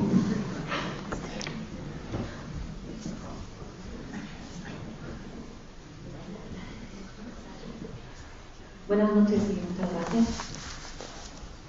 Quería pedirle un consejo porque hay una persona bastante cercana a mí que está realmente mal en muchísimos sentidos, físicamente, emocional y energéticamente, pero no admite ni la medicina que usted llama occidental, tradicional para nosotros o oficial, no sé cómo llamarlo, ni la alternativa, ni nada de nada, de nada, de nada. ¿Qué me aconseja? Hay una cosa importantísima aquí, es el problema de las limitaciones que los seres humanos tenemos. Y lamentablemente cuando una persona no quiere, no se le puede obligar a hacerlo, ni Dios lo hace. Pero yo le puedo dar una trampa, le daré un consejo. En estos casos, ¿qué haría su abuela? Su abuela o su bisabuela. Dígame usted. ¿Qué haría mi abuela? Frente a este problema.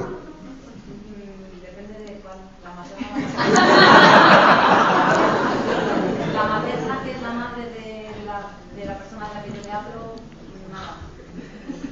Y la paterna, creo que hablar. ¿Sabe lo que haría? Rezaría.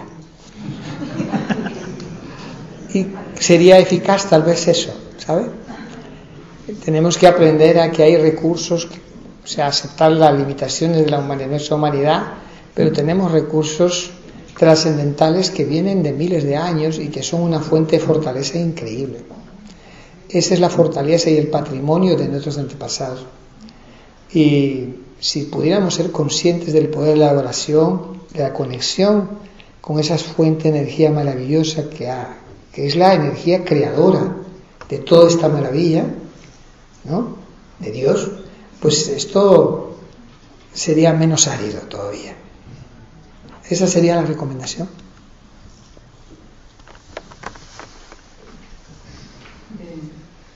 Buenas. Quería hacer una pregunta. Por ejemplo, en una situación que a una persona puede resultarle traumática, puede haber un corte energético o una parasitación energética y a partir de ese momento puede producir un sonambulismo agresivo. La persona se siente mal, hace cosas incontroladas.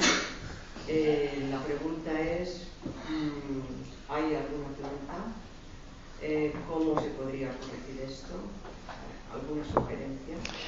En este caso, por ejemplo, es muy interesante porque es lo que ocurre con las mujeres que sufren, por ejemplo, una violación. Normalmente se bañan luego porque sienten que hay algo que ha entrado, además de la persona que ha hecho el abuso, que hay algún tipo de energía que está dentro de ellas y que quiere sacarlas de ahí. Y eso creo que es bastante objetivo, ¿no? En este caso, no sé los acontecimientos que han producido esto, pero es interesante que en el fenómeno del sonambulismo ella está sacando su defensa de eso. O sea, por eso es como una defensa agresiva. Es decir, no es que ella esté atacando, sino que se está defendiendo de algo que le han hecho. Pero lamentablemente esa defensa no es eficaz, no produce la liberación de estos núcleos, ¿no? Entonces, en este caso, definitivamente es una persona que necesitaría una terapia. Yo recomendaría algún tratamiento complementario de tipo energético, porque para dinamizar el proceso, claro, ¿no?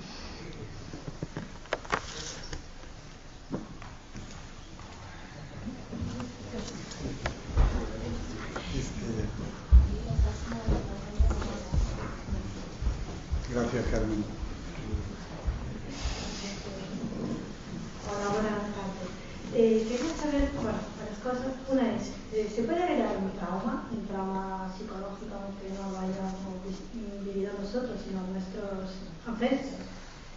Y por lo visto, hablando de adolescentes y teniendo en cuenta que los nuestros son diferentes, bueno, digamos, como madurez, a propósito de lo que decía antes, ¿aconsejaría a adolescentes de aquí hacer este tipo de terapia, digamos? Y la tercera es, según la medicina ancestral, bueno, de la que habla usted, ¿existe alguna forma de reencarnación en cuerpos, aparte de los espíritus, vamos, pero similar un poco a la religión hindú o algo del estilo? En cuanto a la primera pregunta, ¿no? ¿Me puede volver a preguntar esa? Como eran tres, estoy con los cambios de horario todavía. Sí, perfecto. Sí, ya me acordé. En este caso, por ejemplo, por supuesto que, por ejemplo, los traumas de guerra tienen un efecto generacional en varias generaciones. Igualmente, por ejemplo, el suicidio tiene por lo menos 3 generaciones. Es decir, a nivel energético hay una memoria negativa que hay que limpiar. La psicología, por ejemplo, se está intentando, a través de lo que son las constelaciones familiares, de trabajar este elemento. Nuevamente con la limitación de que entendiendo esto ya se desapareció, lo cual no es suficiente, pero ya es un avance. De todas maneras, desde la medicina ancestral sí hay técnicas para limpiar estos contenidos ancestrales, ¿no? De tipo invasivo que se han transmitido por generaciones, ¿no? En cuanto a la segunda, sí, en este caso, por ejemplo, no le podría dar una respuesta. En el Perú sí lo hacemos con los adolescentes y es muy positivo. Aquí habría que evaluar, pero de hecho, por ejemplo, allá hay muchos adolescentes que se tratan incluso de las adicciones que están empezando con mucha fuerza a esa edad y además reordenan su mundo, porque esa fuente de energía maravillosa no es adolescente, ¿no? No tiene edad, por lo tanto es una fuente maravillosa de reordenamiento. Y respecto a la reencarnación, bueno, aquí hay temas culturales desde la cual se vive de alguna manera particular este fenómeno. De todas maneras hay un elemento común a todas las tradiciones, que es el hecho de que el espíritu sobrevive a la vivencia corporal. Y por lo tanto, cuando nacemos, por ejemplo, se produce un proceso como de encarnación del espíritu en el cuerpo. Y cuando morimos en la última exhalación, esta energía, esta fuente de energía sale de él y el cuerpo queda ahí intacto, ¿no? Por lo tanto, alrededor de este fenómeno hay distintos tipos de cosmovisiones, ¿no? El problema es que, claro, cuando uno quiere tomar otra tradición, es un poco descabellado, porque, claro, yo atiendo personas y a veces he escuchado cosas tan terribles. Por ejemplo, muere el marido de una manera traumática y dice que se reencarnó en el nieto. O sea, cosas absurdas realmente que son propias de una persona que no está viendo su raíz. Lo real es que el espíritu trasciende el cuerpo, eso sí, en todas nuestras tradiciones del mundo, ¿no? En el caso de los incas, por ejemplo, no había una separación entre el mundo de los vivos y el mundo de los muertos. Por lo tanto, hasta un pueblo a veces estaba dividido en dos. Y la mitad del pueblo eran casitas circulares de piedra, todo esto, donde estaban los restos de los ancestros con todos sus utensilios. Y la mitad era el mundo de los vivos. Entonces no había esa separación entre los dos mundos y las sacerdotisas incas y pre-incas transmitían la información de los que estaban desencarnados y ellos participaban, orientaban, aconsejaban como si estuvieran en vida, ¿no? Pero es una manera, por ejemplo, de conectarse y de estar con la presencia de los ancestros. En la tradición cristiana, por ejemplo, también pasa eso. De otra manera, por ejemplo, mi madre es muy cristiana Yo también he recuperado el cristianismo a partir de mi trabajo con esta tradición. Entonces ella, por ejemplo, nunca borra de su memoria a sus antepasados. Siempre recuerda sus aniversarios, recuerda todos los acontecimientos, les hace misas, oraciones, velas. Eso es algo que nosotros hemos mantenido por miles de años, ¿no? Pero claro, nos estamos olvidando de nuestras raíces, ¿no? Entonces es el tema, ¿no? Hay herencias negativas con las cuales nos quedamos y hay herencias positivas que las olvidamos. Entonces el proceso consiste en rescatar las herencias que son fortalecedoras y mandar al basurero de la historia lo que no merece ni ser recordado. Eso es un poco el trabajo a ese nivel, ¿no? 2 preguntas más. Las últimas ya,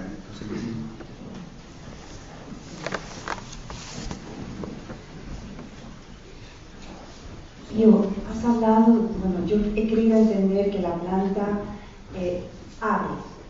Inicia el proceso de apertura. ¿Puede ser que la planta, en la dosis adecuada, sobre la cual entiendo que el chamán tiene su potestad, siga su proceso natural y cierre? ¿O cómo se efectúa el cierre? Es importante, por ejemplo, en el uso medicinal, lo que se produce es una apertura orientada medicinalmente. Por lo tanto, tiene una etapa de apertura, la ceremonia misma tiene una etapa de desbloqueo, le llamamos en aquello a la arcana, ¿no? Después tiene una etapa de alineamiento de los centros, después se suelta la energía y la persona se reconecta con la fuente y entra en la conciencia. Esa conciencia te hace conocer, es el proceso. Y después de esto se cierra. Y ese cierre lo hace el médico también.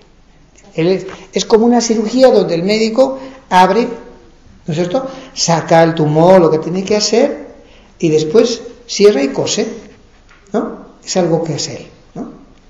Y en la dosis también medicinal, que es dosis personal, todo este proceso se da de una manera bastante natural, ¿no? ¿Y cómo lo cierras? Hay técnicas para eso, nosotros nos preparamos. Sí. Es un poco difícil explicar eso porque son técnicas de energías, pero sí tenemos. Claro. Sí. Sí. Última pregunta. Allá al fondo hay una señorita con lentes que quiere.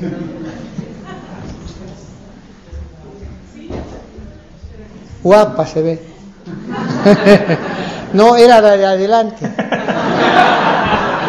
Ya preguntó. Ya preguntó. Es para saber si vas a hacer algún taller, algún curso aquí en Madrid.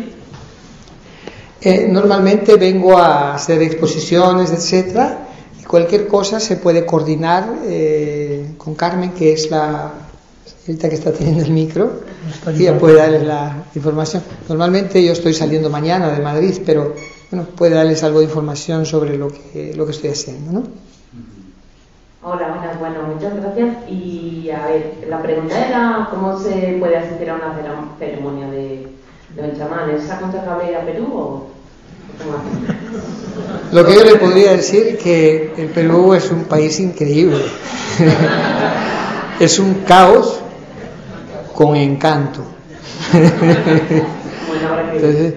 Entonces se puede, ahí es la fuente, se puede hacer ahí trabajos serios, ¿no? Claro que sí. Pero aquí en Madrid se puede hacer bien, en condiciones. No tiene que ver. Yo siempre digo, es como cuando estás con tu pareja. Por ejemplo, estás de luna de miel en un hotel maravilloso, en un jacuzzi metido con él, y hay un ventanal que ves todo el paisaje. Por supuesto que hacer el amor ahí es una maravilla de inspiración. Pero si tú le quieres en tu camita de todos los días, también más o menos haces lo mismo, ¿no? Entonces, al final, entrar dentro de tu mundo interno, ¿qué vas a encontrar? Tus miedos, lo que tengas guardado, tus fortalezas. ¿Y eso qué tiene que ver, si es un viaje interior, qué tiene que ver con el lugar? Bueno, te inspira más, ¿me entiendes?, en algún caso, pero al final es entrar en uno, ¿no? O sea, no es que si entras, por ejemplo, una persona entra por su boca y empieza a recorrer todo su sistema digestivo y encuentra ahí un tumor en el intestino, vamos a suponer, ¿no? Entonces, y va en la selva y entra por su boca y encuentra el mismo tumor. ¿Qué diferencia hay? Ninguna. Pero en la selva es un encanto. Pero tengo que advertir una cosa. En la noche es hora punta. Es como aquí el tráfico de coches y todos los ruidos, es hora punta de insectos, de ranas. O sea, no puedes dormir. Además pican.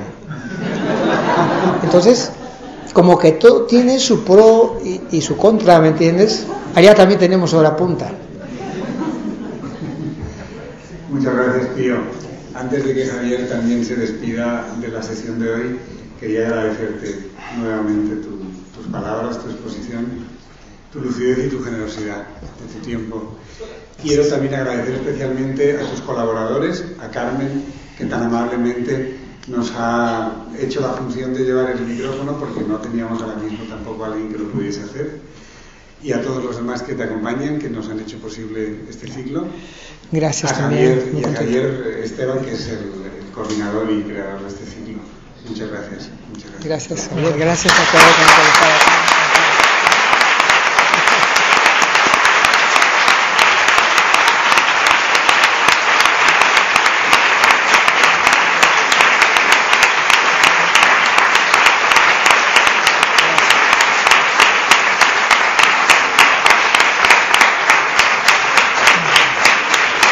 Quiero decirles una última confidencia. Y yo les voy a hacer una confesión. Normalmente uno se confiesa frente a los sacerdotes, pero voy a hacer una confesión aquí. Y les voy a contar que hace años, esto que estoy viendo en este momento, yo lo vi, exactamente. Así como una película, y me causa una sensación un poco... Me imagino que es como cuando sueñas que estás con una mujer hermosa y de pronto la conoces, se te escarapela un poco y como que hay un instinto incontrolable, ¿no? Algo así, ¿no? Como una cosa que simplemente me hace mostrar que la dimensión humana es tanto más grande que un sillón, que una palabra, que un almohadón y que un experimento con ratitas. Tenemos muchísimo más, y creo que los psicólogos tenemos el deber de ser fieles con la naturaleza humana y revisar muchos paradigmas y dogmas que son propios de personas que han sufrido mucho y que de alguna manera tenían el hígado muy afectado, tanto por la furia de que todo se derrumbaba como también bebían. Hay que tener en cuenta eso. Bueno, gracias.